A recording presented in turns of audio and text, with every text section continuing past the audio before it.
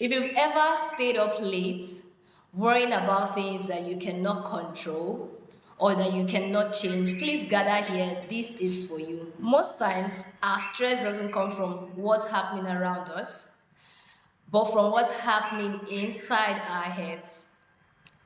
The overthinking, the replaying of what has happened, how can I change it? No, the worrying about things that haven't even happened yet.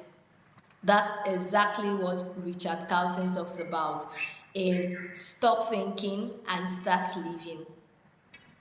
This book is a gentle reminder that life doesn't become heavy because of events. It becomes heavy because of how much we think about them. The core message of this book is simple. You don't need to fix your life by thinking harder. You need to live more and think less.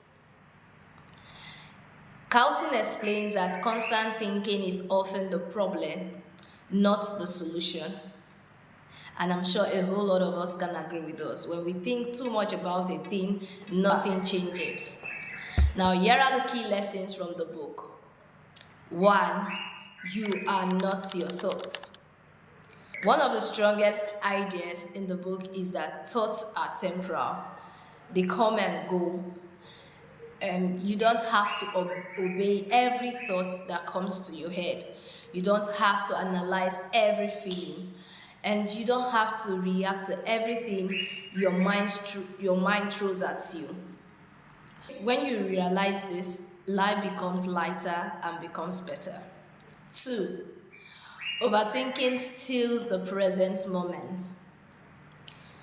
Carlson shows how overthinking keeps you stuck in the past or anxious about the future. Meanwhile, life is happening now, in this moment, in the present. And peace doesn't come from solving everything in your head.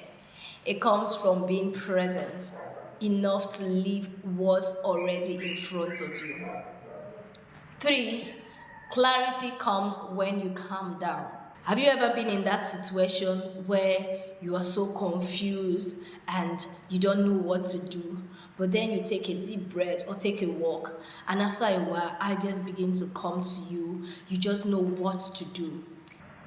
One subtle but important lesson in this book is you don't need to figure out everything right now. When the mind is noisy, decision feels confusing. But when you slow down, clarity often shows up naturally, right? Stillness brings insight more than stress will ever bring. You want to be still today and make the best decision about that situation you are facing. Number 4, you don't need to control everything.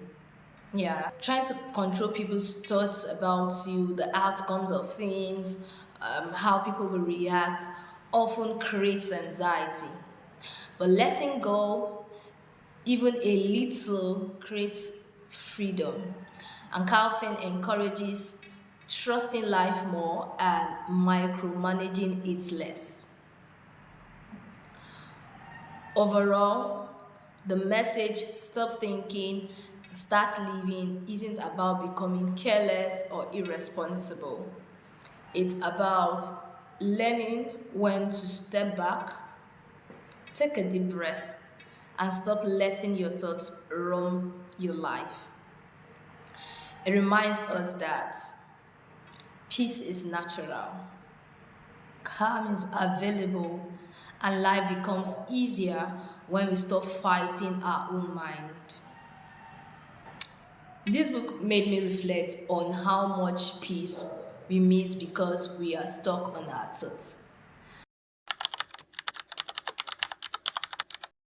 This book is great for overthinkers, people feeling mentally overwhelmed, or anyone new to personal growth who just wants calm, not complexity.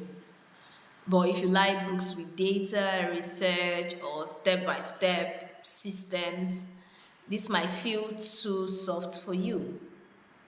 Stop thinking and start living is not revolutionary. but it's gentle and grounding. It doesn't shout, it doesn't pressure you.